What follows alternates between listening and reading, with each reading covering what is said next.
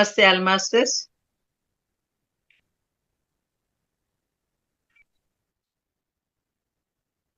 ಎಲ್ಲ ಆತ್ಮಬಂಧುಗಳಿಗೂ ಆತ್ಮಪೂರ್ವಕ ನಮಸ್ಕಾರಗಳು. ಇಂದು ದಿನಾಂಕ 30 ಮೇ 2023 ಮಹಾವತಾರ ಫೌಂಡೇಶನ್ ನ 5ನೇ ಮೇ 2026ರಿಂದ 20 ಜೂನ್ 2026ರವರೆಗೆ ನಡೆಸುತ್ತಿರುವ 41 ದಿನಗಳ 6ನೇ ಬ್ಯಾಚ್ ನ ಧ್ಯಾನ ಮತ್ತು ಸಮಗ್ರ ಸ್ವಾಸ್ಥ್ಯ ತರಗತಿಗೆ ತಮಗೆಲ್ಲರಿಗೂ ಆದರವಾಗಿ ಸ್ವಾಗತಿಸುತ್ತಿದ್ದೇನೆ. ಇಂದು 23ನೇ ದಿನ ಶನಿವಾರ, ವಿಶೇಷ ಸಂಚಿಕೆಯಾಗಿರುತ್ತೆ. ತಾವೆಲ್ಲರೂ ಈ ವಿಶೇಷ ಸಂಚಿಕೆಯಲ್ಲಿ ಭಾಗವಹಿಸ್ಬೇಕು. ಅದಕ್ಕಿಂತ ಮೊದಲು ನಾವು ಮಹಾವತಾರ ಬಾಬಾಜಿಗೂ, ನಮ್ಮ ರಂಗನಾಥ ಗುರುಗಳಿಗೂ, ಸುಭಾಷ್ ಪತ್ರಿಜಿ ಗುರುಗಳಿಗೂ ಎಲ್ಲರಿಗೂ ನಮಸ್ಕರಿಸಿ ನಮ್ಮ ಈ ಸಂಚಿಕೆಯನ್ನು ಪ್ರಾರಂಭಿಸೋಣ. ಈ ಸಂಚಿಕೆಯಲ್ಲಿ ತಮ್ಮ ಪ್ರತಿಭೆಗಳೇನಾದ್ರು ಇದ್ರೆ ತೋರಿಸಬಹುದು, ಅಥವಾ ಈ ತರಗತಿಗಳ ಬಗ್ಗೆ ತಮ್ಮ ಅನಿಸಿಕೆಗಳಿದ್ರೆ ತಿಳಿಸಬಹುದು. ಒಬ್ಬೊಬ್ರೇ ಹ್ಯಾಂಡ್ ರೈಸ್ ಮಾಡಿ ಮಾಸ್ಟರ್ಸ್. ತಮ್ಮ ಸರದಿಯಾನುಸಾರ ಅನ್ಮ್ಯೂಟ್ ಕೊಡ್ಲಾಗುತ್ತೆ, ಅನ್ಮ್ಯೂಟ್ ಮಾಡ್ಕೊಂಡು ಮಾತಾಡಬಹುದು.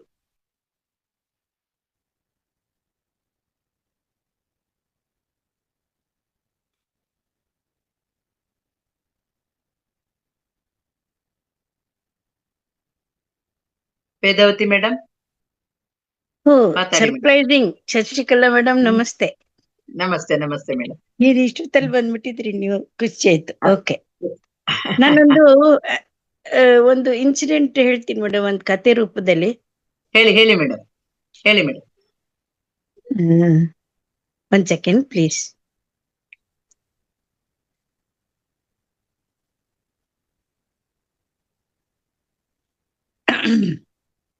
ಏನ್ ಗೊತ್ತಾ ಮೇಡಮ್, ಒಂದು ತುಂಬಾ ಮನಮುಟ್ಟೋ ಕತೆ. ಅದು ಹೇಗೆ ಅಂದ್ರೆ,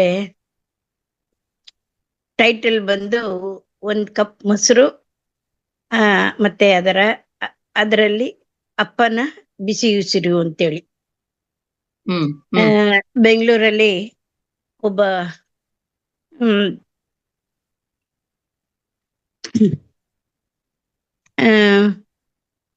ಇದು ಒಂದು ಫ್ಯಾಕ್ಟ್ರಿ ಮೇಡಮ್. ಅಲ್ಲಿ ಆ ಫ್ಯಾಕ್ಟ್ರಿಯಲ್ಲಿ ಅದೊಂದು ಸ್ಟ್ಯಾಂಡರ್ಡ್ ಮೆಕ್ಯಾನಿಕಲ್ ವರ್ಕ್ ಫ್ಯಾಕ್ಟ್ರಿ. ಅಲ್ಲಿ ಏನ್ ಮಾಡ್ತಾರೆ ಅಂದ್ರೆ, ಜಾಸ್ತಿ ಶಬ್ದ ಆಗದೆ ಇರುವಂತ ವಿದೇಶಿ ನಿರ್ಮಿತ ಯಂತ್ರಗಳು ಅಲ್ಲಿ ಮಾಡ್ತಾರೆ. ಫ್ಯಾನ್ಸು, ರೆಫ್ರಿಜರೇಟರು, ಟಿವಿ, ಇವುಗಳಿಗೆ ಬೇಕಾದ ಬಿಡಿ ಭಾಗಗಳನ್ನು ಅಲ್ಲಿ ಉತ್ಪಾದನೆ ಮಾಡ್ತಾರೆ. ಈ ಎಲ್ಲ ಪ್ರಮುಖ ಕಂಪನಿಗಳಿಗೂ ಈ ಬಿಡಿ ಭಾಗ ಸಪ್ಲೈ ಮಾಡೋದ್ರಿಂದ ಆ ಫ್ಯಾಕ್ಟ್ರಿಗೆ ಒಳ್ಳೆ ಹೆಸರು ಇರುತ್ತೆ. ಆ ಫ್ಯಾಕ್ಟ್ರಿ ಮಾಲೀಕ ಬಂದು ರಂಗಸ್ವಾಮಿ ಅಂತೇಳಿ. ಆತ ಅರಸೀಕೆರೆ, ಅವನು ಸಿದ್ಧಗಂಗಾ ಮಠದಲ್ಲಿ ಹೈಸ್ಕೂಲ್ ಓದಿರ್ತಾರೆ.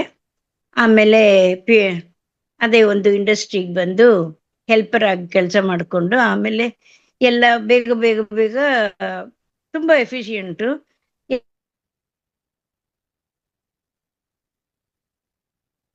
ನೆಟ್ವರ್ಕ್ ಇಶ್ಯೂ ಆಗ್ತಾ ಇರಂಗಿದೆ ಮೇಡಮ್.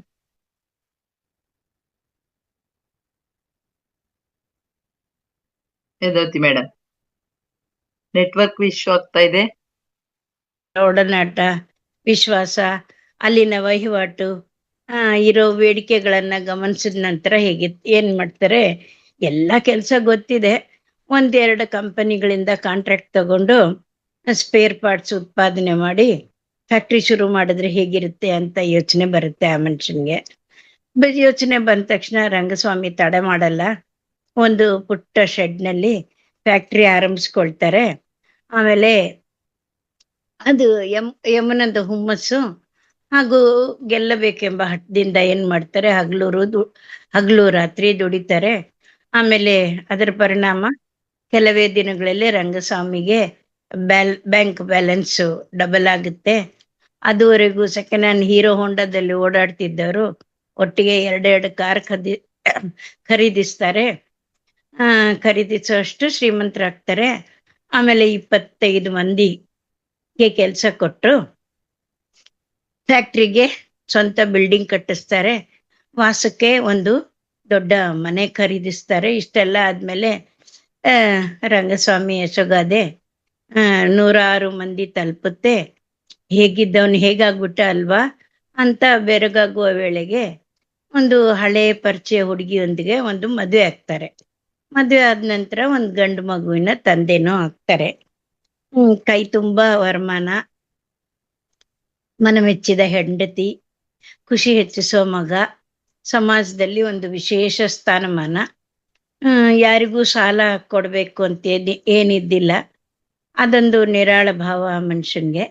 ಲೈಫ್ ಈಸ್ ಬ್ಯೂಟಿಫುಲ್ ಅಂತ ಹೇಳೋದಕ್ಕೆ ಇಷ್ಟು ಸಾಕಲ್ವಾ ಮೇಡಮ್? ಹಾಗಾಗಿ ರಂಗಸ್ವಾಮಿನೂ ಇಂಥದ್ದೇ ಸಂಭ್ರಮದಲ್ಲಿ ಇದ್ರು.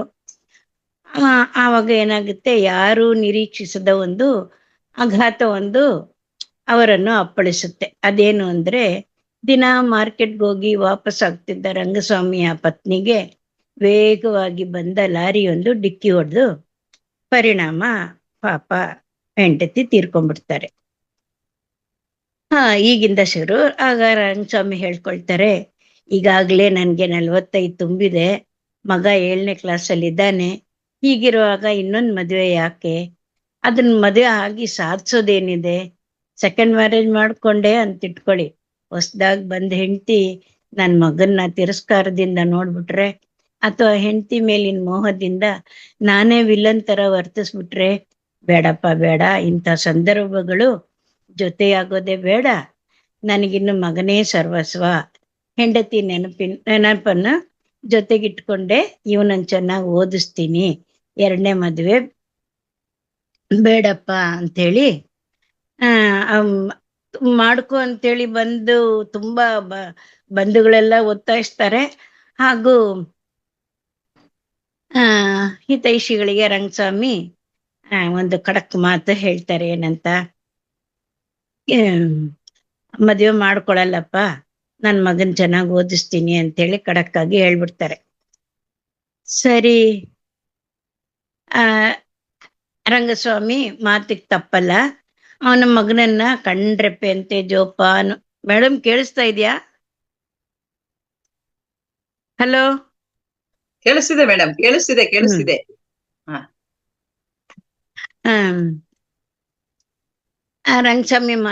ರಂಗಸ್ವಾಮಿ ಮಾತಿಗೆ ತಪ್ಪಲಿಲ್ಲ. ಅವನ ಮಗನನ್ನ ಕಂಡ್ರೆಪ್ಪೆ ಅಂತೆ ಜೋಪಾನವಾಗಿ ನೋಡ್ಕೊಂಡ. ಒಳ್ಳೆ ಕಾಲೇಜ್ನಲ್ಲಿ ಇಂಜಿನಿಯರಿಂಗ್ ಮಾಡಿಸ್ದ. ಆಮೇಲೆ ನನ್ಗೆ ನೀನೇ ಪ್ರಪಂಚ, ನೀನು ಜೊತೆಗಿಲ್ಲದೆ ನಾನ್ ಬದುಕ್ಲಾರೆ ಎಂಬುದನ್ನು ಪರೋಕ್ಷವಾಗಿ ಮಂದಟ್ಟು ಮಾಡಿಕೊಟ್ಟ. ಮುಂದೊಂದು ದಿನ ಮಗ ಬಂದು ಹೇಳ್ತಾನೆ, ಅಪ್ಪ ನನ್ ಕ್ಲಾಸ್ಮೇಟ್ ಹುಡುಗಿನ ಲವ್ ಮಾಡ್ತಿದ್ದೀನಪ್ಪ, ನಾನು ಅವಳನ್ನೇ ಮದುವೆ ಆಗ್ತೀನಿ, ಅವ್ರ ಮನೇಲೂ ಒಪ್ಪಿದ್ದಾರೆ, ನಿನ್ನ ಒಪ್ಪಿಗೆ ಬೇಕಪ್ಪ ಅಂತ ಹೇಳ್ತಾನೆ. ಅಂತ ತುಂಬಾ ಒಬೀಡಿಯಂಟ್ ಆಗಿ ಹೇಳ್ತಾನೆ. ಅದಕ್ಕೆ ರಂಗಸ್ವಾಮಿ ಏನು ಆಕ್ಷೇಪಣೆ ಮಾಡಲ್ಲ, ಅದ್ದೂರಿಯಾಗಿ ಮದುವೆ ಮಾಡ್ಕೊಡ್ತಾನೆ. ಇದಾಗಿ ವರ್ಷ ಕಳೀತಿದ್ದಾಗೆ ಫ್ಯಾಕ್ಟ್ರಿ ವ್ಯವಹಾರ ಎಲ್ಲ ಮಗನ್ಗೆ ವಹಿಸ್ಕೊಟ್ಟು, ನನ್ಗೆ ವಯಸ್ಸಾಯ್ತಪ್ಪ, ರೆಸ್ಟ್ ಬೇಕು ಅನ್ಸ್ತಾ ಇದೆ, ಇನ್ ಮುಂದೆ ನಾನು ಮನೇಲಿ ಇರ್ತೀನಿ, ಶ್ರದ್ಧೆ ಮತ್ತು ಎಚ್ಚರಿಕೆಯಿಂದ ಫ್ಯಾಕ್ಟ್ರಿ ನಡ್ಸ್ಕೊಂಡು ಹೋಗು ಅಂತ ಹೇಳ್ತಾನೆ. ಮಾರನೇ ದಿನ ವಕೀಲರ ಜೊತೆಗೂ ಮಾತಾಡಿ ಫ್ಯಾಕ್ಟ್ರಿನ ಮಗನ ಹೆಸರಿಗೆ ರಿಜಿಸ್ಟರ್ ಮಾಡ್ಬಿಡ್ತಾನೆ. ಸರಿ, ರಂಗಸ್ವಾಮಿಗೆ ಒಂದು ಊಟದ್ದು ತುಂಬಾ ಹುಚ್ಚು. ಅಂದ್ರೆ ಯಾವ್ದ್ಯಾವ್ದಕ್ಕೆ ಏನೇನ್ ಐಟಮ್ ಬೇಕು, ಸೈಡ್ ಐಟಮ್ಸು ಆತರ. ನೋಡಿ, ಚಿತ್ರಾನ್ನ ಮಾಡಿದ್ರೆ ಕಾಯಿ ಚಟ್ನಿ ಬೇಕು, ದೋಸೆ ಮಾಡಿದ್ರೆ ಒಂದು ಜಾಮೂನು, ಬಿಸಿಬೇಳೆ ಬಾತ್ ಮಾಡಿದ್ರೆ ಅದ್ರ ಜೊತೆ ಚಿಪ್ಸು, ವಾಂಗಿ ಬಾತ್ ಮಾಡಿದ್ರೆ ಅದ್ರ ಜೊತೆ ಒಂದು ಆಲೂಬೋಂಡ, ಹೀಗೆ ಪಲಾವ್ ಮಾಡಿದ್ರೆ ಗಟ್ಟಿ ಮೊಸರು ಪಚ್ಚಡಿ. ಹೀಗೆ ಪ್ರತಿಯೊಂದು ತಿಂಡಿಗೂ ಒಂದ್ ಸೈಡ್ ಐಟಮ್ ಇಟ್ಕೊಂಡೆ ತಿನ್ನೋದು ಅಂತ ರಂಗಸ್ವಾಮಿದು ಒಂದು ಇದು. ಅದರಲ್ಲೂ ಪಲಾವ್ಗೆ ಮೊಸರು ಬಜ್ಜಿ ಅಂದ್ರೆ ತುಂಬಾ ಅಚ್ಚುಮೆಚ್ಚಿನ ತಿಂಡಿ. ನಾವು ಎಷ್ಟು ದಿನ ಇರ್ತೀವೋ ಗೊತ್ತಿಲ್ಲ, ಇರೋಷ್ಟು ದಿನ ಚೆನ್ನಾಗಿ ತಿಂದುಂಡು ಬಾಳ್ಬೇಕು ಅನ್ನೋದು ರಂಗಸ್ವಾಮಿ ವಾದ. ಅವತ್ತು ರಂಗಸ್ವಾಮಿ ಮಗ ಜಾಗಿಂಗ್ ಮುಗಿಸ್ಕೊಂಡು ಬಾಗಿಲು ಬಳಿ ಬಂದಾಗ್ಲೇ ಪಲಾವ್ನ ಗಮ್ ವಾಸನೆ ಮೂಗಿಗೆ ಹೊಡೆಯುತ್ತೆ. ಇವತ್ತು ಅಪ್ಪನ ಫೇವ್ರೆಟ್ ತಿಂಡಿ ಅನ್ಕೊಂಡು ಅವನು ಒಳ ಬರುವುದಕ್ಕೂ ಡೈನಿಂಗ್ ಟೇಬಲ್ ಮುಂದೆ ತಿಂಡಿಗೆ ಕುಳಿತಿದ್ದ ರಂಗಸ್ವಾಮಿ ಸ್ವಲ್ಪ ಮೊಸರಿದ್ರೆ ಕೊಡಮ್ಮ ಅಂತ ಕೇಳ್ತಾರೆ. ಪಲಾವ್ ಜೊತೆ ಮೊಸರು ಕೊಡೋದನ್ನೇ ಮರ್ತಿದ್ಯಲ್ಲ ಅಂತ ಕೇಳ್ತಾರೆ. ಆಗ ರಂಗಸ್ವಾಮಿ ಸೊಸೆ ಏನ್ ಮಾಡ್ತಾಳೆ, ಹೊರಗಡೆ ಬಂದು ಇಲ್ಲ ಮೊಸರಿಲ್ಲ, ಮೊಸರು ಖಾಲಿ ಆಗಿದೆ ಅಂತ ಬರ್ರನ್ನ ಹೋಗ್ಬಿಡ್ತಾಳೆ. ಹೌದಾ, ಹೋಗ್ಲಿ ಬಿಡಮ್ಮ ಅಂತ ರಂಗಸ್ವಾಮಿ ಏನ್ ಮಾಡ್ತಾನೆ, ತಿಂಡಿ ಶಾಸ್ತ್ರ ಮುಗಿಸ್ಕೊಂಡು ಎದ್ದು ಬಿಡ್ತಾನೆ. ದಿನ ಹೆಂಡತಿಯೊಂದಿಗೆ ತಿಂಡಿ ತಿಂದು ನಂತರ ಫ್ಯಾಕ್ಟ್ರಿ ಹೋಗೋದು ರಂಗಸ್ವಾಮಿ ದಿನಚರಿ ಆಗಿತ್ತು. ಅವತ್ತು ಹಾಗೆ ತಿಂಡಿಗೆ ಕೂತವನು ಅಸಹನೆ ಮತ್ತು ಗೊಂದಲದಿಂದ ಹೆಂಡತಿನ ನೋಡ್ತಾನೆ. ಕಾರಣ, ಹೆಂಡತಿ ತಂದಿಟ್ಟ ತಿಂಡಿಯೊಂದಿಗೆ 1/2 ಲೀಟರ್ ಅಷ್ಟು ಗಟ್ಟಿ ಮೊಸರಿರುತ್ತೆ. ಅಪ್ಪ ಕೇಳಿದಾಗ ಮೊಸರೇ ಇಲ್ಲ ಅಂದಿಯಲ್ಲೇ, ಈಗ ಇದೆಲ್ಲಿಂದ ಬಂತು ಅಂತ ಕೇಳ್ತಿ, ಯಾಕೆ ಸುಳ್ಳು ಹೇಳ್ದೆ ಅಂತ ಕೇಳ್ತಾನೆ. ಆಗ ಆಕೆ ಹೇಳ್ತಾಳೆ, ಗಟ್ಟಿಯಾಗಿ ಮಾತಾಡ್ಬಿಡ್ರಿ, ಸೈಲೆಂಟ್ ಆಗಿ ತಿಂಡಿ ತಿನ್ನಿ, ನಿಮ್ಮ ಅಪ್ಪ ಕೇಳ್ತಾರೆ ಅಂತ ಅವ್ರು ಕೇಳಿದ್ದನ್ನೆಲ್ಲ ಕೊಡಕ್ಕಾಗತ್ತಾ? ಬಾಯಿ ಚಪ್ಲ ಯಾವತ್ತು ಒಳ್ಳೇದಲ್ಲ. ಇವತ್ತು ಮೊಸರು ಕೇಳ್ತಾರೆ, ನಾಳೆ ತುಪ್ಪ ಕೇಳ್ತಾರೆ, ಕೇಳಿದ್ದನ್ನೆಲ್ಲ ರೆಡಿ ಮಾಡಿ ಇಟ್ಕೊರಕ್ಕೆ ಆಗುತ್ತಾ ಅಂತ ಹೇಳ್ಬಿಡ್ತಾಳೆ. ಆಗ ಇವನ್ ತಿರ್ಗಿ ಮಾತನಾಡದೆ ಜಗಳ ಆಗುತ್ತೆ, ಜಗಳ ಆಗ್ಬಿಟ್ರೆ ಮತ್ತೆ ನರಕ ಆಗುತ್ತೆ, ಬೇಡ ಅಂತ ಪರಿಸ್ಥಿತಿ ಜೊತೆ ಆಗ್ಬಾರ್ದು ಅಂತ ರಂಗಸ್ವಾಮಿ ಮಗ ಏನ್ ಮಾಡ್ತಾನೆ, ಮೌನಾಗಿ ಫ್ಯಾಕ್ಟ್ರಿಗೆ ಹೊರಟೋಗ್ತಾನೆ. ರಂಗಸ್ವಾಮಿ ಅವರು ಹೊರಗಡೆ ತೋಟದೆಲ್ಲ ಇರ್ತಾರೆ, ಹಾಗಾಗಿ ಇವ್ರ ಮಾತು ಕೇಳಿಸ್ಕೊಳ್ಳಲ್ಲ. ಆಮೇಲೆ 4-5 ದಿನ ಆದ್ಮೇಲೆ ಕಂಪನಿ ಮುಖಂಡರೊಂದಿಗೆ ಹೋಟೆಲ್ ಒಂದ್ರಲ್ಲಿ ವ್ಯವಹಾರ ಸಂಬಂಧ ಮೀಟಿಂಗ್ ಆಗುತ್ತೆ. ಊಟದ ಸಮಯ ಅವರೆಲ್ಲ ಏನ್ ಹೇಳ್ತಾರೆ, ಊಟ ಬೇಡ, ದೋಸೆ ವಡ ಈ ತರ ಏನಾದ್ರೂ ಸ್ನಾಕ್ ಐಟಮ್ ತಿನ್ಕೊಳ್ಳೋಣ ಅಂತ ಹೇಳ್ತಾರೆ. ಕಡೆಗೆ ಮೊಸರನ್ನ ಇರ್ಲಿ ಅಂತ ಹೇಳ್ತಾರೆ. ಮೊಸರಲ್ಲಿದ್ದ ಕೆನೆ ಮೊಸರು, ದಾಳಿಂಬೆ, ಗೋಡಂಬಿ ಚೂರುಗಳನ್ನು ಕಂಡಾಗ ಚಕ್ಕನೆ ಮೊಸರು ಇದೆಯಾ ಎಂದು ಕೇಳಿದ ಅಪ್ಪನ ಮುಖವೇ ಮಗನಿಗೆ ಕಂಡಂತಾಗುತ್ತೆ. ಆ ಮಗ ತತ್ತರಿಸಿ ಹೋಗ್ತಾನೆ. ತನಗಾಗಿ ಏನೆಲ್ಲ ತ್ಯಾಗ ಮಾಡಿದ ತಂದೆಗೆ 1 ಕಪ್ ಗಟ್ಟಿ ಮೊಸರು ಕೊಡಲು ಆಗ್ಲಿಲ್ಲಲ್ಲ ಅಂತ ಚಿಂತೆ ಅವನನ್ನು ಕ್ಷಣಕ್ಕೂ ಕಾಡುತ್ತೆ. ಆಗ ಏನ್ ಮಾಡ್ತಾರೆ, ಅವನ ಹೆಂಡತಿಗೆ ಇಂಥ ಯಾವ ಗಿಲ್ಟು ಇರ್ಲಿಲ್ಲ. ಪ್ರತಿಯೊಂದು ತಿಂಡಿಗೂ ಮತ್ತೊಂದು ಸೈಡ್ ಐಟಮ್ ಹಾಕೊಡಕ್ಕೆ ಇದೇನು ಹೋಟ್ಲಾ? ಇಡೀ ದಿನ ಮನೇಲಿ ಇರೋದು ಕೊಟ್ಟಿದ್ದೀನಿ ತಿನ್ಕೊಂಡು ತೆಪ್ಪಗಿಬೇಕು ಅಲ್ವಾ ಅಂತ ಅವಳು ವಾದಿಸ್ತಾಳೆ. ಬೆಡ್ರೂಮ್ ಜಗಳದ ತಾಣವಾದ್ರೆ ಇಡೀ ದಿನ ಕೆಲ್ಸ ಕೆಡುತ್ತೆ ಅಂತ ಏನ್ ಮಾಡ್ತಾನೆ, ರಂಗಸ್ವಾಮಿ ಮಗ ಹೆಂಡತಿಗೆ ಎದುರು ಮಾತಾಡಲ್ಲ. ಹೀಗೆ ವಾರ ಕಳೀತೆ. ಅವತ್ತೊಂದಿನ ಏನ್ ಮಾಡ್ತಾನೆ, ತಂದೆಗೆ ಹೇಳ್ತಾನೆ, ಅಪ್ಪ ಯಾವ್ದೋ ಒಂದು ಕೋರ್ಟ್ ಕೇಸ್ ಬಂದಿದೆಪ್ಪ, ನಂಗೆ ಸ್ವಲ್ಪ ಕನ್ಫ್ಯೂಷನ್ ಇದೆ, ನೀನು ಜೊತೆಗಿದ್ರೆ ದೊಡ್ಡ ಧೈರ್ಯ ಬರುತ್ತೆ, ಮಧ್ಯಾಹ್ನ ಬೇಗ ಬಂದ್ಬಿಡೋಣ ಅಂತೇಳಿ ಮಗ ಏನ್ ಮಾಡ್ತಾನೆ, ತಂದೆನ ಕರ್ಕೊಂಡು ಕೋರ್ಟಿಗೆ ಬರ್ತಾನೆ. ಅಲ್ಲಿ ನೋಡಿದ್ರೆ ಫ್ಯಾಕ್ಟ್ರಿ, ಮನೆ ಮತ್ತು ಇಡೀ ಆಸ್ತಿನ ರಂಗಸ್ವಾಮಿ ಹೆಸರಿಗೆ ಮತ್ತೆ ಅವನು ರಿಜಿಸ್ಟರ್ ಮಾಡ್ಬಿಡ್ತಾನೆ. ಎಲ್ಲ ದಾಖಲೆಗಳನ್ನ, ಪತ್ರಗಳನ್ನೆಲ್ಲ. ಅವಕ್ಕೆಲ್ಲ ರಂಗಸ್ವಾಮಿ ತುಂಬಾ ಒತ್ತಾಯದಿಂದಲೇ ಸೈನ್ ಮಾಡ್ತಾರೆ. ಆಮೇಲೆ ಹೇಳ್ತಾರೆ, ಅಪ್ಪ ನೀನು ಇನ್ನೊಂದು ಮದುವೆ ಮಾಡ್ಕೊಳಪ್ಪ, ಜನ ಏನಾದ್ರೂ ಅಂದ್ಕೊಳ್ಳಿ, ಅದ್ರ ಬಗ್ಗೆ ಚಿಂತೆ ಮಾಡ್ಬೇಡ, ನಿನ್ ಜೊತೆಗೆ ನಾನು ಇರ್ತೀನಿ, ಈ ವಿಷಯದಲ್ಲಿ ನಿಂಗೆ ಸಪೋರ್ಟ್ ಮಾಡ್ತೀನಿ, ದಯವಿಟ್ಟು ಇನ್ನೊಂದು ಮದುವೆ ಮಾಡ್ಕೊ ಅಂತ ಹೇಳ್ತಾನೆ. ಆಗ ರಂಗಸ್ವಾಮಿಗೆ ಆಶ್ಚರ್ಯ ಆಗುತ್ತೆ. ಯಾಕಪ್ಪ ಈಗ ಹೇಳ್ತೀಯಾ? ನಿನ್ಗೇನಾದ್ರೂ ಕೊರತೆ ಆಯ್ತಾ? ನಾನ್ ನಿನ್ಗೆ ಹೊರ ಅನ್ಸ್ಬಿಟ್ನಾ? ಏನಾದ್ರು ತಪ್ಪು ಮಾಡಿದೀನೇನೋ ನಾನು? ಎಲ್ಲನೂ ನನ್ನ ಹೆಸರಿಗೆ ಯಾಕೆ ಮಾಡ್ದೆ ಅಂತ ಕೇಳ್ತಾನೆ. ಅದಕ್ಕೆ ಮಗ ಹೇಳ್ತಾನೆ, ಖಂಡಿತ ನಿನ್ನಿಂದ ಏನ್ ತಪ್ಪಾಗಿಲ್ಲಪ್ಪ. ಪ್ರತಿ ಹೆಂಗಸು ತನ್ನ ಗಂಡ ಮತ್ತು ಮಕ್ಕಳ ಬಗ್ಗೆ ಮಾತ್ರ ಕಾಳಜಿ ವಹಿಸ್ತಾಳೆ, ಉಳಿದವರನ್ನು ನಿರ್ಲಕ್ಷ್ಯದಿಂದ ನೋಡೋದು ಅವಳಿಗೆ ಅಭ್ಯಾಸ ಆಗ್ಬಿಟ್ಟಿರುತ್ತೆ. ಅಂಥದ್ದೊಂದು ನಿರ್ಲಕ್ಷ್ಯದ ಅನುಭವ ನಿನಗೆ ಎಂದೆಂದೂ ಆಗದೆ ಇರಲಿ ಅಂತ ಸದಾಶಯದಿಂದಲೇ ಇನ್ನೊಂದು ಮದುವೆ ಆಗುವಂತ ಒತ್ತಾಯಿಸ್ತಾ ಇದ್ದೀನಿ. ನಾಳೆಯಿಂದ ನಾನು ಹೆಂಡತಿಯೊಂದಿಗೆ ಬಾಡಿಗೆ ಮನೆಗೆ ಹೋಗ್ತೀನಿ. ಫ್ಯಾಕ್ಟ್ರಿಗೆ ನೀನೇ MD, ನೀನೇ CEO, ನಾನು ಒಬ್ಬ ನೌಕರನಾಗಿ ಕೆಲಸ ಮಾಡ್ತೀನಿ. ನಮ್ಮಲ್ಲಿ ಇಂಜಿನಿಯರ್ಗೆ ಕೊಡ್ತೀಯಲ್ಲ ಅಷ್ಟೇ ಸಂಬಳ ನನಗೂ ಕೊಡು. ಒಂದು ಬಟ್ಟಲ್ನಲ್ಲಿ ಮೊಸರು ಸಂಪಾದಿಸಲು ಒಂದು ಬಟ್ಟಲ್ನಷ್ಟು ಮೊಸರು ಸಂಪಾದಿಸಲು ಮನುಷ್ಯನಿಗೆ ಎಷ್ಟು ಕಷ್ಟ ಇದೆ ಅನ್ನೋದನ್ನ ನನ್ನ ಹೆಂಡತಿಗೆ ಪರಿಚಯ ಮಾಡ್ಕೊಡ್ಬೇಕು. ಅದರ ಜೊತೆಗೆ ವೃದ್ಧಾಪ್ಯದಲ್ಲಿ ತುಂಬಾ ಮುತುವರ್ಜಿಯಿಂದ ನೋಡಿಕೊಳ್ಳುವ ಒಬ್ಬರು ನಿನ್ನೊಂದಿಗೆ ಇರುವಂತೆ ವ್ಯವಸ್ಥೆ ಮಾಡಬೇಕು. ಫ್ಯಾಕ್ಟ್ರಿಯನ್ನು ನಿನ್ನ ಹೆಸರಿಗೆ ವರ್ಗಾಯಿಸಿದ್ದಕ್ಕೆ ನಾಳೆಯಿಂದ ಒಬ್ಬ ಆರ್ಡಿನರಿ ನೌಕರನಾಗಿ ಕೆಲಸಕ್ಕೆ ಬರ್ತೀನಪ್ಪ, ಬೇರೆ ಯಾವ ಕಾರಣವೂ ಇಲ್ಲ, ಒಳ್ಳೇದಾಗ್ಲಿ ಅಂತ ಆಶೀರ್ವಾದ ಮಾಡಪ್ಪ ಅಂತೇಳಿ ಹೇಳ್ತಾನೆ. ರಂಗಸ್ವಾಮಿ ಮಾತಾಡೋದಿಲ್ಲ. ನಡೆದಿರುವುದು ಏನೆಂದು ತನಗೆ ಅರ್ಥವಾಗಿದೆ ಎಂಬಂತೆ ಮಗನನ್ನು ಮೆಚ್ಚುಗೆಯಿಂದ ನೋಡ್ತಾನೆ. ಅವನನ್ನು ಬಾಚಿಕೊಂಡು ಮುತ್ತಿಡ್ತಾನೆ.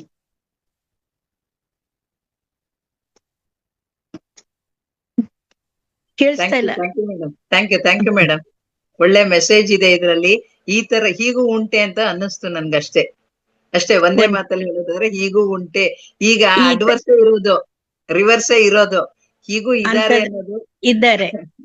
ಅದ್ರಿಂದನೇ ಮಳೆ ಬೆಳೆ ಎಲ್ಲ ಆಗ್ತಿದೆ ಅಂತ ಕಾಣುತ್ತೆ. ಧರ್ಮಿಷ್ಠರು ಇದ್ದಾರೆ. ಅದನ್ನೇ ನಾನು ಹೇಳಕ್ ಹೊರಟೆ. ಟೈಮ್ಗೆ ಮಳೆ ಬೆಳೆ ಆಗ್ತಿರೋದು ಇಂಥವ್ರಿಂದಲೇ. ಎಲ್ಲಾದ್ರೂ ಒಬ್ಬರು ಇರ್ತಾರೆ, ಇರ್ಬೇಕು. ಖಂಡಿತ ಮೇಡಮ್.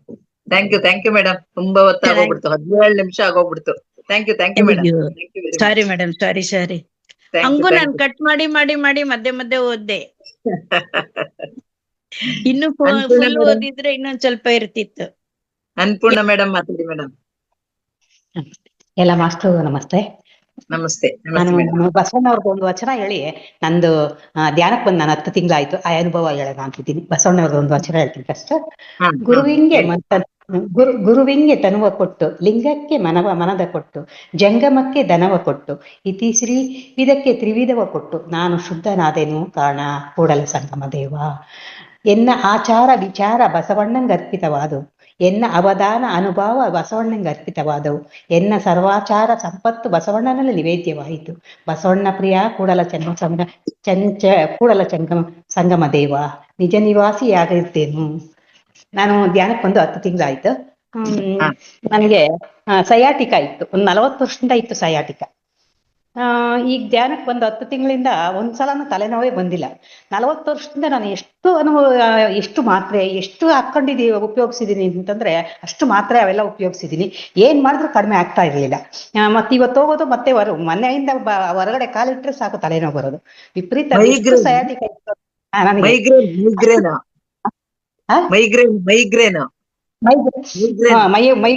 ಮೈಗ್ರೇನ್ ತಲೆನೋವು. ಎಷ್ಟು ತಲೆನೋವು ಇತ್ತು ಅಂದ್ರೆ 40 ವರ್ಷದಿಂದ ಮೈಗ್ರೇನ್, ಅಷ್ಟು ತಲೆನೋವು ಇತ್ತು. ಈಗ ಧ್ಯಾನಕ್ಕೆ ಬಂದು 10 ತಿಂಗಳಾಯ್ತು. 10 ತಿಂಗಳಿಂದ ತಲೆನೋವೇ ಬಂದಿಲ್ಲ, ಒಂದ್ ಮಾತ್ರೆನೂ ಉಪಯೋಗಿಸಿಲ್ಲ ನಾನು. ಆಮೇಲೆ ಸಯಾಟಿಕ ಇತ್ತು. ಸಯಾಟಿಕ ಈಗ ಒಂದು 5 ವರ್ಷದಿಂದಾನು ಸಯಾಟಿಕ ನೋವು ಬಂತು ಅಂದ್ರೆ 1-2 ತಿಂಗಳಿಗೊಮ್ಮೆ, ಯಾವಾಗ ಬರ್ತೈತೆ ಅಂತ ಗೊತ್ತಿರಲ್ಲ. ಬಂತು ಅಂದ್ರೆ ಒಂದು ವಾರ ವಿಪರೀತ ನೋವು, ಒಂದು ನೋವು ಕಣ್ಣಾಗ ನೀರು ಬರೋಷ್ಟು ನೋವು. ಅದು 1 ಗಂಟೆ ಬಿಟ್ಟು ಬರೋದು ನೋವು. ಈಗ 10 ತಿಂಗಳಿಂದ 1-2 ಸಲ ಬಂದ್ರು ಇಷ್ಟು ಲೈಟಾಗಿ ಬಂದೈತಾ ಇಲ್ಲ ಅನ್ನೋಂಗ್ ಬಂತು. ಆಮೇಲೆ ಈಗ ಬಂದೇ ಇಲ್ಲ ಸಯಾಟಿಕ ನನ್ಗೆ. ಈ ಧ್ಯಾನಕ್ಕೆ ಬಂದಾಗಿಂದ ಅಂದ್ರೆ 10 ತಿಂಗಳಿಂದ ನಾನು ಯಾವ ಮಾತ್ರೆ ಗೀತ್ರೆ ಏನು ಉಪಯೋಗಿಸಿಲ್ಲ. Very good. ಮಧ್ಯದ ಬೆನ್ನಲ್ಲೂ ಇದು ಅದೇನೋ ಮಧ್ಯದ ಬೆನ್ನು ಇದಿರುತ್ತಲ್ಲ, ಅದು ಡಾಕ್ಟರ್ಗಳು ವಿಪರೀತ ನೋವಿತ್ತು. ಮಧ್ಯದ ಬೆನ್ನಲ್ಲಿ ವಿಪರೀತ ನೋವಿತ್ತು. ಡಾಕ್ಟರ್ಗಳಿಗೆಲ್ಲ ತೋರಿಸಿದ್ರೆ ಅದು ಸೌದೈತೆ, ಅದು ನೀನೇನು ಮಾಡಕ್ಕಾಗಲ್ಲ, ಇರೋ ತನಕ ಆ ನೋವು ಅನುಭವಿಸಬೇಕಷ್ಟೇ ಅಂತ. ಇಷ್ಟು ಸಲ ಮಾತ್ರೆ ಗೀತ್ರೆ ಏನ್ ಹಾಕೊಂಡ್ರು ಕಡಿಮೆ ಆಗ್ತಾ ಇರ್ಲಿಲ್ಲ. ಈಗ 10 ತಿಂಗಳಿಂದ ಆ ಬೆನ್ನು ನೋವು ಏನು ಇಲ್ಲ. ಆರೋಗ್ಯವಾಗಿ ಚೆನ್ನಾಗಿದ್ದೀನಿ. ಮಾತ್ರೆ ಏನು ಉಪಯೋಗಿಸಿದ್ರು. Very good. ಒಳ್ಳೆ ಅನುಭವ ಹೇಳಿದ್ರಿ.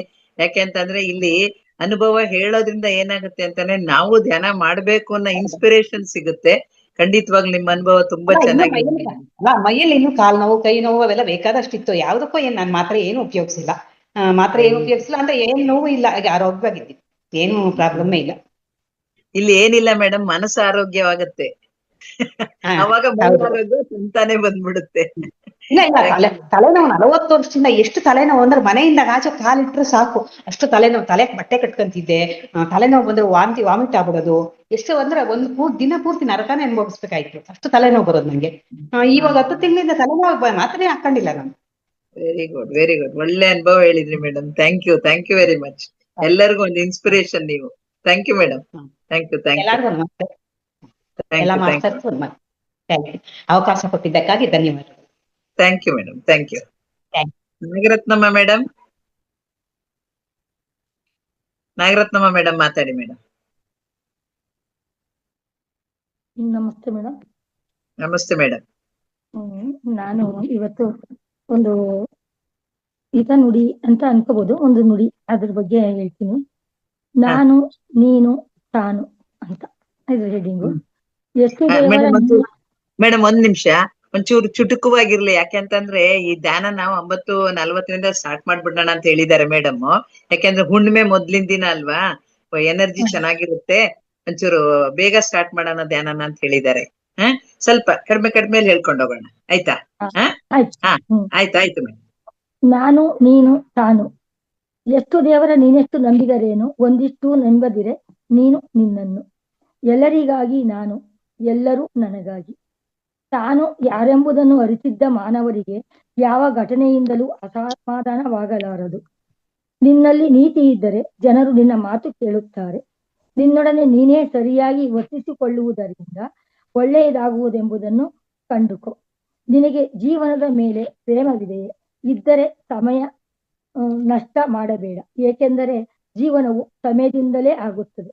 ನಿನ್ನ ಬೆನ್ನನ್ನು ನೀನೇ ತಟ್ಟಿಕೊಂಡು ನೀನು ಮುನ್ನಡೆಯಲಾರೆ. ನಿನಗೇನು ಮಾಡಬೇಕೆಂಬುದು ತಿಳಿಯದಿದ್ದಾಗ ಚೆನ್ನಾಗಿ ನಗು. ನಿನಗೆ ಗೊತ್ತಿಲ್ಲದ ವಿಷಯಗಳ ಮೇಲೆ ವಾದ ಹೂಡಬೇಡ.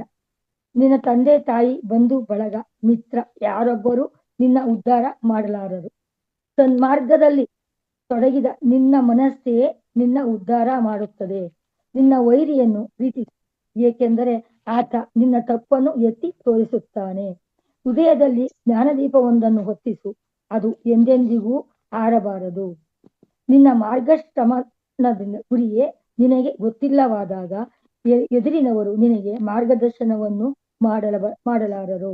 ನಿನ್ನ ಕೈಯಲ್ಲೇ ಇರುವ ನಿನ್ನ ಕರ್ತವ್ಯವನ್ನು ಮೊದಲು ಮಾಡಿ ಪೂರೈಸು. ನಿನ್ನ ವೈರಿಗಳನ್ನು ಯಾವಾಗಲೂ ಕ್ಷಮಿಸು, ಏಕೆಂದರೆ ಬೇರಾರಿಂದಲೂ ಅವರಿಗೆ ಅದರಷ್ಟು ವ್ಯಥೆ ಆಗಲಾರದು.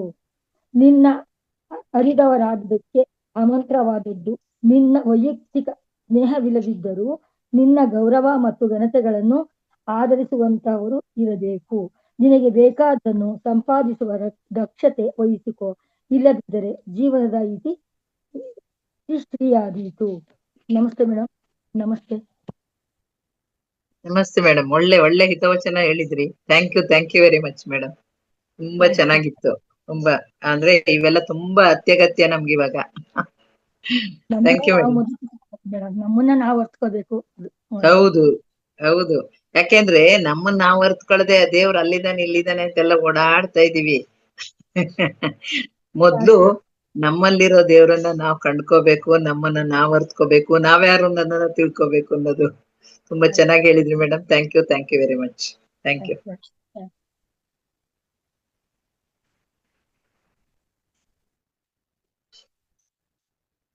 ಶ್ಯಾಮಲಾ ಮೇಡಮ್ ಮಾತಾಡಿ ಮೇಡಮ್. ನಮಸ್ತೆ ಮೇಡಮ್. ನಮಸ್ತೆ ಮೇಡಮ್. ಒಂದ್ ಹಾಡು ಹೇಳ್ತೀನಿ. ಹಾಡಿ ಮೇಡಮ್. ತೂಗಿರೆ ರಂಗನ, ತೂಗಿರೆ ಕೃಷ್ಣನ, ತೂಗಿರೆ ಅಚ್ಯುತನಂತಾನ, ತೂಗಿರೆ ವರಗಿರಿಯಪ್ಪ ತಿಮ್ಮಪ್ಪನ, ತೂಗಿರೆ ಕಾವೇರಿ ರಂಗಯ್ಯನ. ನಾಗಲೋಕದಲ್ಲಿ ನಾರಾಯಣ ಮಲಗ್ಯಾನೆ, ನಾಗ ಕನ್ನಿಕೆಯರು ತೂಗಿರೆ.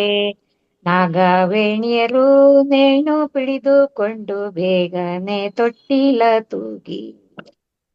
ತೂಗಿರೆ ರಂಗನ, ತೂಗಿರೆ ಕೃಷ್ಣನ, ತೂಗಿರೆ ಅಚ್ಯುತನಂತಾನ, ತೂಗಿರೆ ವರಗಿರಿಯಪ್ಪ ತಿಮ್ಮಪ್ಪನ, ತೂಗಿರೆ ಕಾವೇರಿ ರಂಗಯ್ಯನ. ಆಲದಲೆಯ ಮೇಲೆ ಶ್ರೀಲೋಲ ಮಲಗ್ಯಾನೆ, ನೀಳ ಕುಂತಳೆಯರು ತೂಗಿರೆ. ನೀಲ ಕುಂತೆಯರು ಮಲಗು ಎಂದು ಬಾಲಕೃಷ್ಣಯ್ಯನ ತೂಗಿರೆ. ತೂಗಿರೆ ರಂಗನ, ತೂಗಿರೆ ಕೃಷ್ಣನ, ತೂಗಿರೆ ಅಚ್ಯುತನಂತಾನ, ತೂಗಿರೆ ವರಗಿರಿಯಪ್ಪ ತಿಮ್ಮಪ್ಪನ, ತೂಗಿರೆ ಕಾವೇರಿ ರಂಗಯ್ಯನ.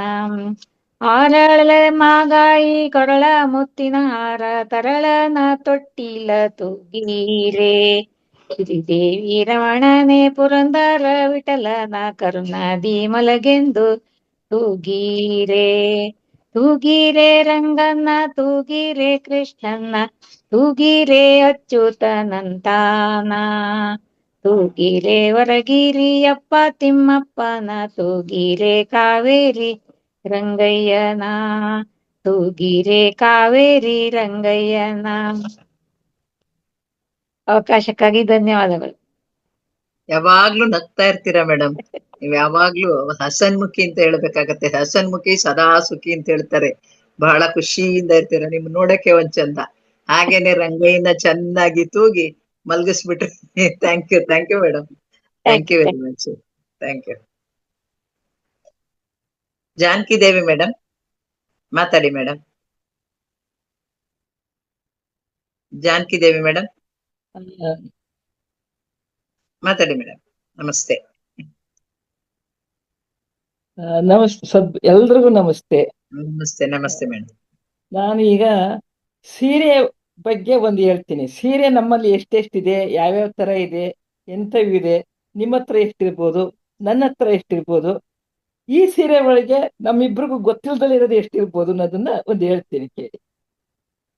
ಸೀರೆಯಲ್ಲಿ ಎಷ್ಟು ತರಹ ಸೀರೆ ಇದೆ ಅಂದ್ರೆ cotton, chiffon, georgette, silk, crepe, linen, handloom ಇತ್ಯಾದಿ ಇತ್ಯಾದಿ ಅಂತ 106 ಹೆಸರು, ಕಲರು, ಬಾರ್ಡ್ರು ಅಂತ ಪಟ್ಟಂತ ನಿಮ್ಮ ಮನಸ್ಸಿಗೆ ಬರ್ಬೋದು. ಪಟ್ಟಂತ ನಮ್ಮ ಮನಸ್ಸಿಗೆ ಬರ್ತದೆ.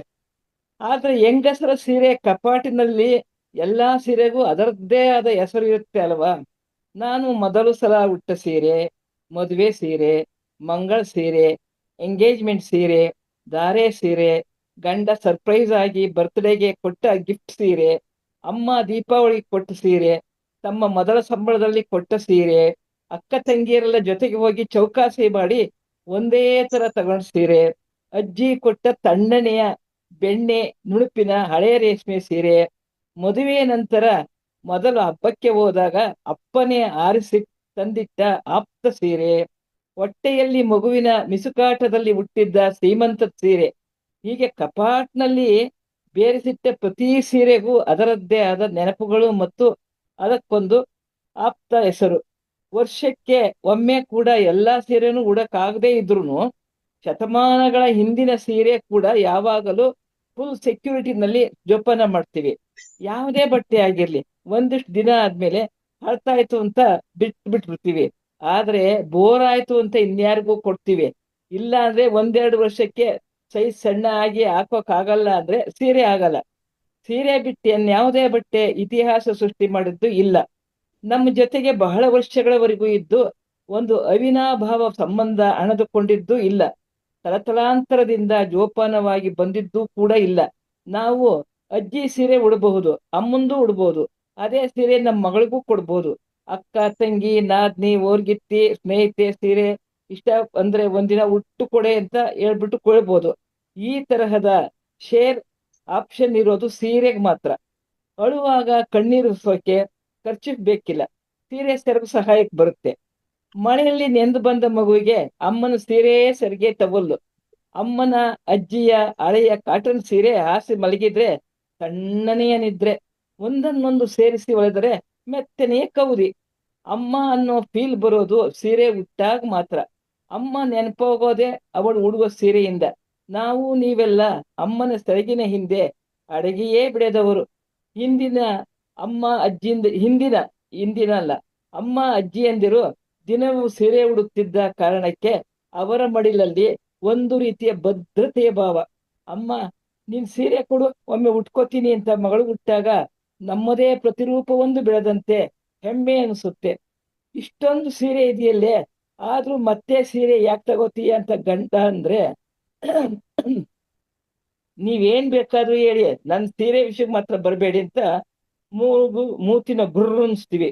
ಎಷ್ಟೇ ಸೀರೆ ಇದ್ರು ಅತ್ತೆದು, ಅಮ್ಮಂದು, ತಂಗಿಯರ್ದು ಸೀರೆ ಒಮ್ಮೆ ಉಟ್ಕೊಳ್ಳೋಣ ಅನ್ಸುತ್ತೆ. ಯಾವಾಗಲೂ ನಮ್ಮ ಹತ್ರ ಇರೋದಕ್ಕಿಂತ ಬೇರೆಯವರ ಸೀರೆನೇ ಚೆನ್ನಾಗಿ ಕಾಣುತ್ತೆ.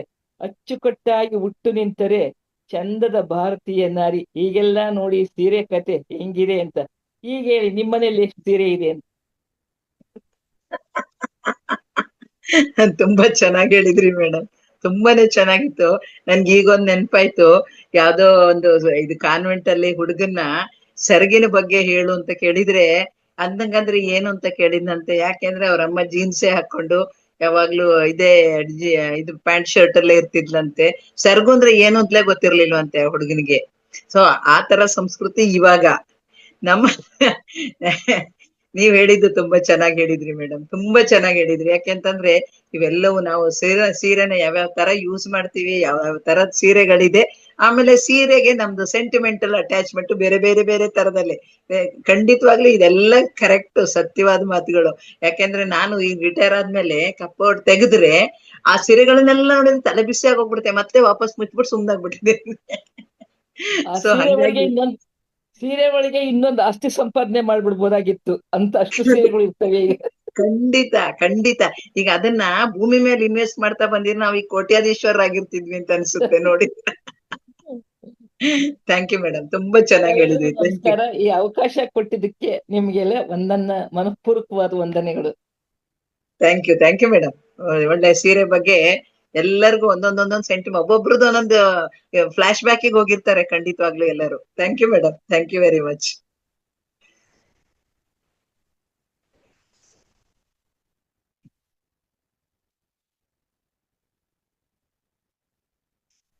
ಲಕ್ಷ್ಮೀಬಾಯಿ ಹೆಗ್ಡೆ ಮೇಡಮ್ ಮಾತಾಡಿ ಮೇಡಮ್.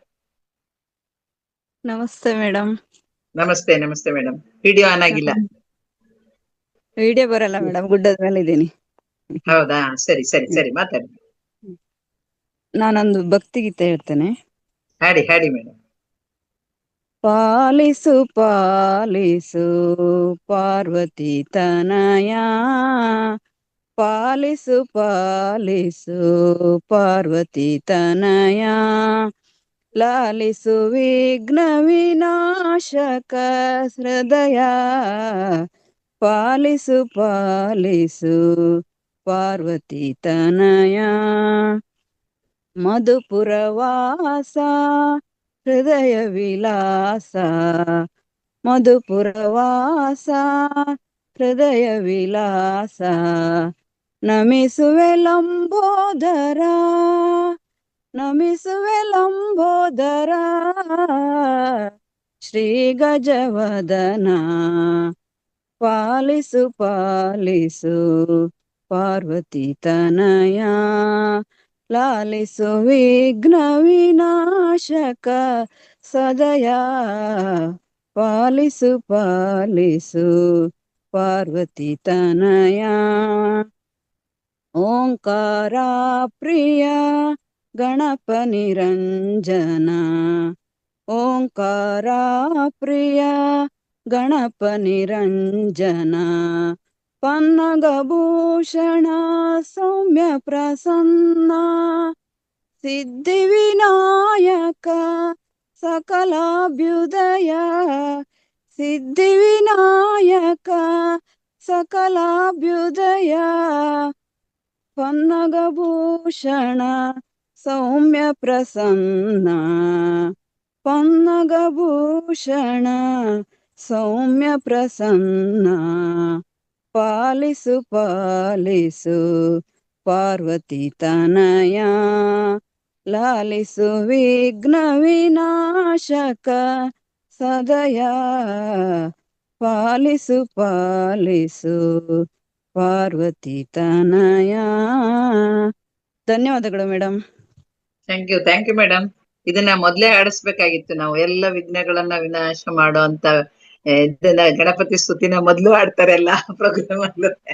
ನಾನು ಬಂದಿದ್ ಲೇಟ್ ಆಯ್ತು ಮೇಡಮ್. ಅದೇ ಅದೇ ತುಂಬಾ ಚೆನ್ನಾಗಿ ಹಾಡ್ತೀರಾ ಮೇಡಮ್. ತುಂಬಾ ಚೆನ್ನಾಗಿ ಹಾಡಿದ್ರಿ. ವಿಡಿಯೋ ಆನ್ ಮಾಡ್ಕೊಂಡಿದ್ರೆ ಇನ್ನೂ ಚೆನ್ನಾಗಿರ್ತಿತ್ತು. ಆಕ್ಚುಲಿ ಇದನ್ನ ಬುರ್ಕ ಹಾಕೊಂಡು ಹಾಡಿದ್ರು ಅಂತ ಹೇಳ್ತಾರೆ. ತುಂಬಾ ಚೆನ್ನಾಗಿ ಹಾಡ್ತೀರಾ. ವಾಯ್ಸ್ ಚೆನ್ನಾಗಿದೆ.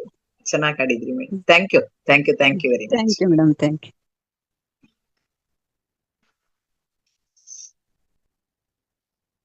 ವೇದವತಿ ಮೇಡಮ್ ಮತ್ತೆ ಹ್ಯಾಂಡ್ ರೈಸ್ ಮಾಡಿದ್ದಾರೆ. ನಾಗರತ್ನಮ್ಮ ಮೇಡಮ್ ಮತ್ತೆ ಇನ್ಯಾರಾದ್ರೂ ಹೊಸ ಮಾಸ್ಟರ್ಸ್ ಯಾರಾದ್ರೂ ಏನಾರು ಇದ್ ಮಾಡ್ತೀರಾ ಮಾಸ್ಟರ್ಸ್, ಹೊಸ ಮಾಸ್ಟರ್ಸ್ ಯಾರಾದ್ರೂ ಇದ್ರೆ ಹ್ಯಾಂಡ್ ರೈಸ್ ಮಾಡಿ. ಇನ್ನೊಂದ್ 4 ನಿಮಿಷ ಇದೆ. ವೇದವತಿ ಮೇಡಮ್ ಏನೋ ಹೇಳ್ಬೇಕು ಅಂತಿದ್ದೀರಾ, ಹೇಳ್ಬಿಡಿ, ಬೇಗ ಹೇಳ್ಬಿಡಿ. ಬೇಗ ಒಂದೇ ನಿಮಿಷ. ಹ್ಮ್. ಜಾನಕಿದೇವಿ ಮೇಡಮ್ ಸೀರೆ ಬಗ್ಗೆ ಹೇಳುವಾಗ ನನ್ಗೆ ಹ್ಮ್. ಒಂದ್ ನಿಮಿಷ ಒಂದು ವಿಷಯ ಜ್ಞಾಪಕಕ್ಕೆ ಬಂತು. ನನ್ ಹಾ. ಮಗ 3rd ಸ್ಟ್ಯಾಂಡರ್ಡ್ ಅಲ್ಲಿ ಇದ್ದ. ಹಾ. ಒಂದ್ ದಿವಸ ಬಂದ್ ಹೇಳ್ದ, ಅಮ್ಮ ನಿಂಗೆ ಟೀಚರ್ ಕರೀತಾರೆ ಅಂತಂದ. ಹ್ಮ್. ಸರಿಯಪ್ಪ ನಾಳೆ ಬರ್ತೀನಿ ಅಂದೆ. ಹ್ಮ್. ಅದಕ್ಕೆ ಅವನಂದ, ಅಮ್ಮ ಸ್ಕೂಲಿಗೆ ಬರುವಾಗ ನೀನು ಚೂಡಿದಾರ್ ಹಾಕ್ಬೇಡ. ಅವಾಗ ಸ್ವಲ್ಪ ಚೂಡಿದಾರ್ ಎಲ್ಲ ಹಾಕ್ತಾ ಇದ್ದೆ. ಚೂಡಿದಾರ್ ಹ್ಮ್. ಹಾಕ್ಬೇಡ, ಸೀರೆ ಉಟ್ಕೊಂಬಮ್ಮ ಅಂದ. ಯಾಕಪ್ಪ, ಹ್ಮ್. ನಾನು ಚೂಡಿದಾರಲ್ಲಿ ಚೆನ್ನಾಗ್ ಕಾಣಲ್ವಾ ಅಂದ್ರೆ, ಚೆನ್ನಾಗ್ ಕಾಣ್ತೀಯಮ್ಮ, ಅಂದ್ರೆ ಅಮ್ಮ ತರ ಕಾಣಲ್ಲ, ಅದಕ್ಕೆ ಸೀರೆ ಉಟ್ಕೊಂಬ. ನೋಡಿ, ಎಷ್ಟೆಷ್ಟು ಚಿಕ್ಕ ವಯಸ್ಸಲ್ಲೂ ಪಾಪ ಅವರಿಗೆ ಹೌದು. ಇರುತ್ತೆ ಫೀಲಿಂಗ್.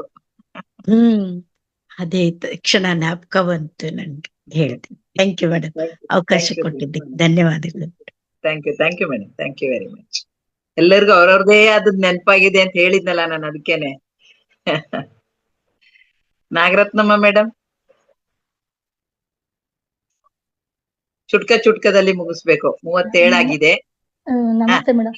ನಮಸ್ತೆ ಅದೇ ಮೇಡಮ್. ವೇದಾವತಿ ಮೇಡಮ್ ಹೇಳ್ದಂಗೆನೆ ನನಗೂ ಜಾನಕಿ ಮೇಡಮ್ ಅವರು ಸೀರೆ ನೆನಪಿಸ್ಬಿಟ್ರು. ನಾನು ಟೈಲರಿಂಗ್ ಟೀಚರ್ ಆಗಿ ಹೋಗ್ಬೇಕಾಗಿದ್ರೆ, ಟೈಲರಿಂಗ್ ಅಂತಂದ್ರೆ ತುಂಬಾ ಹುಚ್ಚು ಮೊದ್ಲೇ ಬ್ಲೌಸ್ಗಳದ್ದು. ಹಂಗಾಗಿ ಒಂದೊಂದು ಡಿಸೈನ್ ಬ್ಲೌಸ್ಗಳು, ಒಂದ್ ಸೀರೆಗೆ 3 ಬ್ಲೌಸ್ ಹೊಲ್ದಿರ್ತಿದ್ದೆ.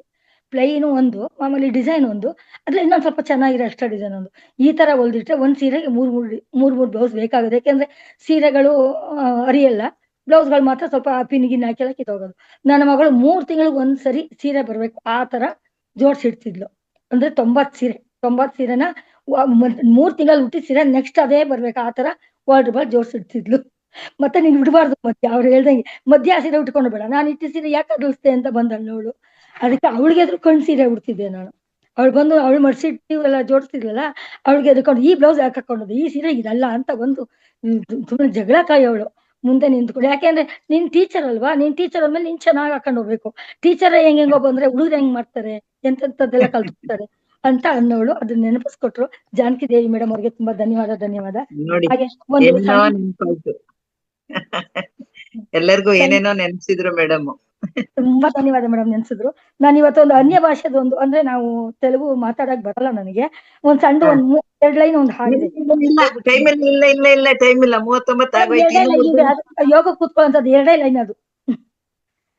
రేచక పూరక కుంభక ముద్రాలు చూచుకోరా, బట్ట బయట ఉన్నది బ్రహ్మాండ పట్టణము తెలుసుకోరా. రేచక పూరక కుంభక ముద్రాలు చూచుకోరా, బట్ట బయట ఉన్నది బ్రహ్మాండ పట్టణము తెలుసుకోరా. వ్యాళపాళలు లేక వెలిగే జ్యోతిని వేడుకోరా, నిలోన ఉన్నది నిఖిలాండ పట్టణము చేరుకోరా. ముగురు మూర్తలగన్న మూలమూర్తి గరుని పట్టుకోరా. యుగములు ఎన్నైనా ఇతర జన్మము లేదు, ఉండుపోరా. వీరనారాయణ విఠలేశుని నెరనమ్ముకోరా. రేచక పూరక కుంభక ముద్రాలు చూచుకోరా, బట్ట బయట ఉన్నది బ్రహ్మాండ పట్టణము తెలుసుకోరా. Thank you madam, thank you. Annapurna madam, ಮಾತಾಡಿ ಮೇಡಮ್. ನಮಸ್ತೆ ಮೇಡಮ್. ನಮಸ್ತೆ ಮೇಡಮ್, ನಮಸ್ತೆ, ಮಾತಾಡಿ. ಶಶಿಕಲಾ ಮೇಡಮ್, ತುಂಬಾ ಚೆನ್ನಾಗಿ ಮಾತಾಡ್ತೀರಿ ನೀವು, ತುಂಬಾ ಹಾಸ್ಯವಾಗಿ ಮಾತಾಡ್ತೀರಿ, ನಗಿಸ್ತಾ ಮಾತಾಡ್ತೀರಿ, ಎಷ್ಟು ಆಕ್ಟಿವ್ ಎಂತನ. ನಿಮ್ಮನ್ನ ನೋಡಿ ಕಲಿಯೋದು ಬಹಳ ಇದೆ. 2:30-3 ಗಂಟೆ ಕೇಳ್ತೀರಂತ ನಿಮ್ಗೆ ಸ್ವಲ್ಪ ಶಕ್ತಿ ನಮಗೂ ಕೊಡ್ರಿ. ನಾವು 5 ಗಂಟೆ 5:30 ಆದ್ರೂ ಹೇಳಲಿಕ್ಕೆ ಬೇಜಾರ್ ಮಾಡ್ಕೊಂತೀವಿ. 2:30-3 ಗಂಟೆಗೆ ಹೆಂಗ್ ಹೇಳ್ತೀರಿ ಅಂತ ನಮ್ಗೂ ಸ್ವಲ್ಪ ತುಂಬಾ ಚೆನ್ನಾಗಿ ಮಾತಾಡ್ತೀರಿ, ಬಾಳ ನಗ್ತಾ ಮಾತಾಡ್ತೀರಿ ಮೇಡಮ್. ನೀವು ತುಂಬಾ ಚೆನ್ನಾಗಿ ಮಾಡ್ತೀರಿ, ಭಾರಿ ಆಕ್ಟಿವ್ ಇದೀರಿ. ಥ್ಯಾಂಕ್ ಯು ಮೇಡಮ್, ಅವಕಾಶಕ್ಕಾಗಿ ಧನ್ಯವಾದಗಳು. ಏನಿಲ್ಲ, ನಾನು ಹೇಳ್ತೀನಿ ಅಂತ ಒಂದು ಸಂಕಲ್ಪ ಇಟ್ಕೊಳ್ಳಿ, ಅದಾಗೆ ಆಗೋಗುತ್ತೆ. ನಾನು 2:30 ಹೇಳ್ತೀನಿ ಅಂದ್ರೆ ಎದ್ದೇ ಹೇಳ್ತೀನಿ ಅಷ್ಟೇ. ಹಂಗೆ ಇಟ್ಕೊಳ್ಳಿ ಅಷ್ಟೇ, ಎಲ್ಲರಿಗೂ ಆಗತ್ತೆ ಮೇಡಮ್, ಏನು ಸ್ಪೆಷಲ್ ಇಲ್ಲ. Thank you madam. Revathi madam ಒಂದ್ ನಂಬರ್ ಕೊಡು ಅಂದಿದ್ದೆ, ಒಂದ್ ಸ್ವಲ್ಪ ನಂಬರ್ ಹೇಳ್ತೀರ ಅಂತ ಕೇಳ್ರಿ ಮೇಡಮ್. ಯಾವ್ದಕ್ಕೆ? ರೇವತಿ ಮೇಡಮ್ ಇವತ್ತಿಲ್ಲ, ನಾಳೆ ಬೆಳಗ್ಗೆ ಸಿಗ್ತಾರೆ. ಯಾವ್ದು? ಅದು ಕ್ಯಾನ್ಸರ್ ಇದ್ದು. ನಾನು ಅಯ್ಯೋ ಎಲ್ಲೋ ಇದೆ, ನಾನು ಹಾಕ್ತೀನಿ, ಆಮೇಲೆ ಹಾಕ್ಲಾ? ಧ್ಯಾನ ಮುಗಿಯೋದ್ರೊಳಗೆ ಹಾಕ್ತೀನಿ. ಇದು ಜ್ಞಾನ ಇವತ್ತು 10 ಗಂಟೆಯಿಂದ 2 ಗಂಟೆ 1:30 12 ಗಂಟೆನಾ? ನಾಳೆಗೆ ಹುಣ್ಣಿಮೆ ಧ್ಯಾನ ಇರೋದು. ಇವತ್ತು ಹುಣ್ಣಿಮೆ ಮೊದ್ಲಿನ ದಿನ, ನಾಳೆ ಹುಣ್ಣಿಮೆ ಧ್ಯಾನ ಇರೋದು. ಇವತ್ತು 40 ಮಿನಿಟ್ಸ್ ಅಷ್ಟೇ ಇರುತ್ತೆ. Okay madam, thank you. ಅವಕಾಶಕ್ಕಾಗಿ ಧನ್ಯವಾದಗಳು. Thank you madam, thank you. Geetha madam ಮಾತಾಡಿ ಮೇಡಮ್.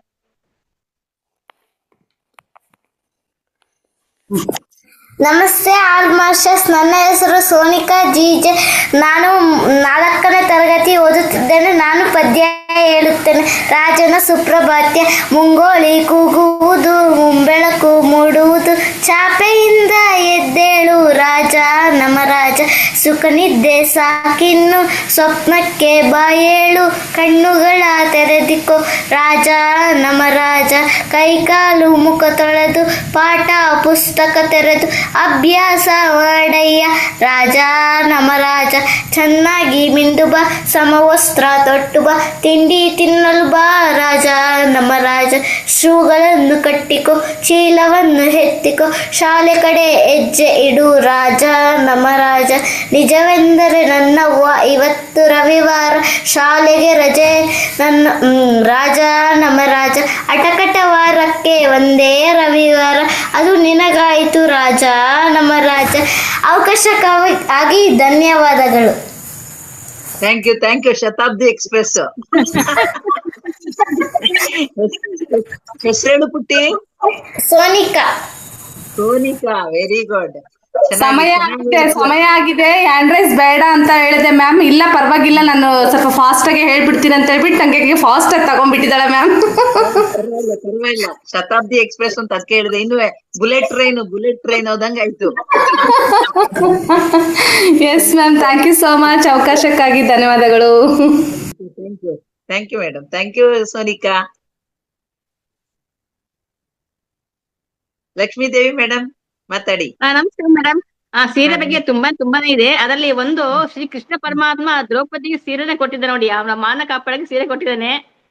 ಮತ್ತೆ ನಾಡ ಮಹಾರಾಜ ವನವಾಸದಲ್ಲಿ ಕಷ್ಟ ಪಡ್ಬೇಕಾರೆ ಹೆಂಡತಿ ತನ್ನ ಸೀರೆ ಹರಿದು ಕೊಟ್ಟಿದ್ದಾನೆ ನಳ ಮಹಾರಾಜನಿಗೆ. ಅದು ಲುಂಗಿ ಅಂತ ಮಾಡ್ಕೊಂಡು, ಲುಂಗಿ ಅಂದ್ರೆ ಸೀರೆನ ಲುಂಗಿ ಮಾಡಿರೋದು ಈಗ. ಮತ್ತೆ ಇನ್ನೊಂದು ಸೀರೆ ನಮ್ಮ ಜೀವ ಕಾಪಾಡ್ತೀವಿ. ನೀರಲ್ಲಿ ಮುಳುಗಿದಾಗ ಯಾರು ಸಿಗಲ್ಲ ಅಂದ್ರೆ ಸೀರೆ ಕಲ್ ಕಟ್ಟಿ ಎಸೆದ್ರೆ ಅವ್ರಿಗೆ ಇಟ್ಕೊಂಡ್ ಬರ್ತಾರೆ. ತುಂಬಾನೇ ಇದೆ. ಇನ್ನೊಂದು ಹೇಳ್ಬೇಕು ಅಂದ್ರೆ ಮೊದ್ಲೆಲ್ಲ ನಮ್ಗೆ ಇವಾಗೆಲ್ಲ ಮೆನ್ಸಸ್ ಆದಾಗ ನಾವು ಪ್ಯಾಡ್ ತಗೊಳ್ತೀವಿ, ಮೊದ್ಲು ಪ್ಯಾಡ್ ಇಲ್ಲ, ಸೀರೆನೇ ಬೇಕಿದ್ದು ನಮ್ಗೆ. ತುಂಬಾ ಇದೆ. ಕಾಟನ್ ಅದು ಗಿಡದಿಂದ ಶುರು ಆಗತ್ತೆ. ಅದ್ರದ್ದು ಯೂಸೇಜ್ ಬತ್ತಿಗೆ ಯೂಸ್ ಮಾಡ್ತೀವಿ. ಎಲ್ಲ ಕಡೆ ತನಕ ಕಾಟನ್ ಅನ್ನ ನಮ್ಮ ಇದಕ್ ಇಡ್ಬೇಕಾದ್ರು ಕಾಫಿ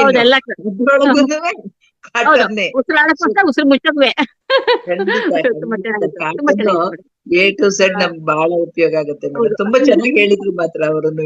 ಥ್ಯಾಂಕ್ ಯು ಮೇಡಮ್. ಇನ್ನೊಂದ್ ಸ್ವಲ್ಪ ಸೇರಿಸಿದ್ರಿ. Thank you very much. ಹಿಂಗೆ ನಗ್ತಾ ಯಾವಾಗ್ಲೂ ಇರಿ. ನಂಗೆ ಧ್ಯಾನ ಆಗ್ತಿಲ್ಲ ಅಂತ ಕೊರಗಬೇಡಿ ದಯವಿಟ್ಟು. ಧ್ಯಾನ ಆಗದಲ್ಲ, ಧ್ಯಾನ ಕೂರಿಕೆ ಮನ್ಸಾಗಲ್ಲ, ಆಗದಲ್ಲ, ಕೂತ್ಕೊಳಕ್ಕೆ ಮನ್ಸಾಗ್ತಿಲ್ಲ. ಅದೇ ಕುತ್ಕೋಬೇಕು. ಇಲ್ಲ ಏನ್ ಗೊತ್ತಾ, ಆಗ್ತಿಲ್ಲ ಅಂತ ಅಂದ್ಕೋಬೇಡಿ ಮೇಡಮ್. ಏನ್ ಗೊತ್ತಾ, ಅದನ್ನ ನಾವು ಫೀಡ್ ಮಾಡ್ದಂಗಂತೆ, ಅದು ನಮ್ಮ ಸುಪ್ತ ಮನಸ್ಸಿಗೆ ಹೋಗುತ್ತಂತೆ. ಅವಾಗ ಅದು ಆಗಕ್ ಬಿಡಲ್ಲಂತೆ. ನೀವ್ ಏನ್ ಅನ್ಕೋಬೇಕು, ನನ್ಗೆ ಆಗತ್ತೆ, ನನ್ಗೆ ಕುತ್ಕೊಳಕಾಗತ್ತೆ, ನೀವ್ ಆಗದೆ ಇದ್ರು ಪರವಾಗಿಲ್ಲ, ನೀವ್ ಅಂದ್ಕೋಬೇಕು ಆಗತ್ತೆ ಅಂತ. ಸೊ ಅವಾಗ ಆಗುತ್ತೆ ಮೇಡಮ್. ನೀವ್ ಆಗಲ್ಲ ಅನ್ನೋದನ್ನ ಬಿಟ್ಬಿಡಿ, ಇಲ್ಲ ಅನ್ನೋದನ್ನ ಬಿಟ್ಬಿಡಿ. ಆಗತ್ತೆ. ನೀವ್ ಚೆನ್ನಾಗಿ ಧ್ಯಾನ ಮಾಡ್ತೀರಾ. Thank you madam. Manjunath sir ಮಾತಾಡಿ ಸರ್.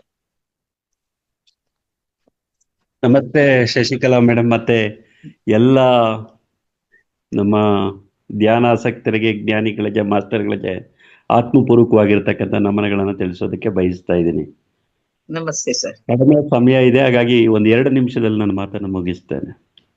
ಮೇಡಮ್, ಮಾಧ್ಯಮಿಕ ಶಾಲಾ ದಿನಗಳು ತಾವು ಶಿಕ್ಷಕರಿದ್ದೀರಿ. ಪ್ರತಿದಿನ ಶಾಲೆಗೆ ಬಂದ ತಕ್ಷಣ ನಾವು ಸಫಾಯಿ ಅಂತ ಮಾಡ್ತಿದ್ವು. ಶಾಲಾ ಆವರಣದಲ್ಲಿರ್ತಕ್ಕಂಥ ಆ ಕಾಗದದ ಚೂರುಗಳನ್ನು, ಏನು ನಕಾರಾತ್ಮಕವಾಗಿರ್ತಕ್ಕಂಥ ವಸ್ತುಗಳಿರ್ತವೆ ಅವೆಲ್ಲವನ್ನು ಕೂಡ ಅದು ಒಂದು ಕಡೆ ಆಗ್ತಕ್ಕಂಥ ಕೆಲಸವನ್ನು ಶಿಕ್ಷಕರುಗಳು, ಪಿ ಟಿ ಮೇಸ್ಟ್ರುಗಳು ಅಂತ ಅವತ್ತೇನು ದೈಹಿಕ ಶಿಕ್ಷಕರು, ಅವರು ಭಾಳ ಶ್ರದ್ಧೆಯಿಂದ ನಮ್ಮಿಂದ ಮಾಡಿಸ್ತಾ ಇದ್ರು. ಆ ರೀತಿಯಲ್ಲಿ ಇವತ್ತು ತಾವೇನು ಧ್ಯಾನವನ್ನು ಹೇಳ್ಕೊಡ್ತಾ ಇದ್ದೀರಿ, ಧ್ಯಾನವನ್ನು ನಾವೆಲ್ಲರೂ ಕೂಡ ಮಾಡ್ತಾ ಇದ್ದೀವಿ.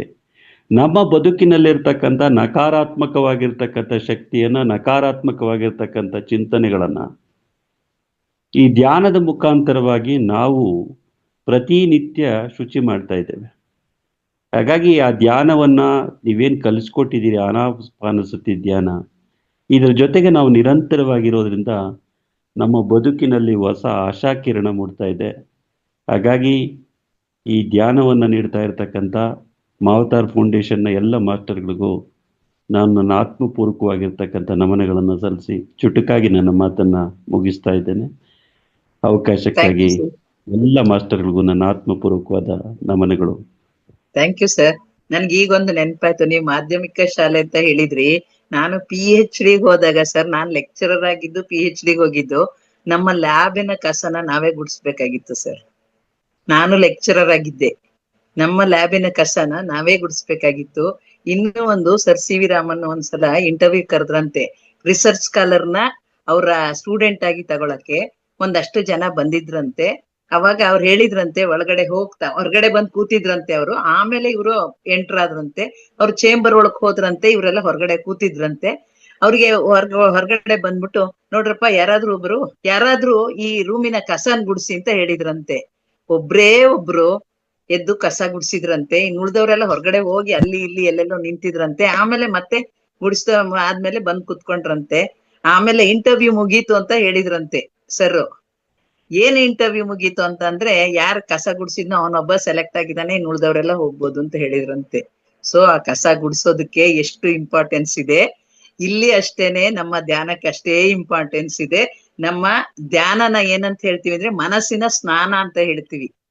ಮನಸ್ಸನ್ನ ತೊಳೆಯೋದು, ನಮ್ಮಲ್ಲಿರೋ ಕಸ ಕಡ್ಡಿಗಳೇನಿದೆ ಮನಸ್ಸಲ್ಲಿ ಅದನ್ನೆಲ್ಲ ತೊಳೆದು ಬಿಸಾಕೋದು. ಅಂದ್ರೆ ಅದನ್ನೆಲ್ಲ ತೊಳೆಯೋದ್ರಿಂದ ಏನಾಗುತ್ತೆ, ನಮ್ಮ ಮನಸ್ಸು ಏಕಾಗ್ರವಾಗುತ್ತೆ, ಮತ್ತೆ ಶೂನ್ಯ ಸ್ಥಿತಿಗೆ ಈಸಿಯಾಗಿ ಬರುತ್ತೆ. ಹಾಗಾಗಿ ಧ್ಯಾನನ ಮನಸ್ಸಿನ ಸ್ನಾನ ಅಂತ ಹೇಳ್ತಾರೆ ಸರ್.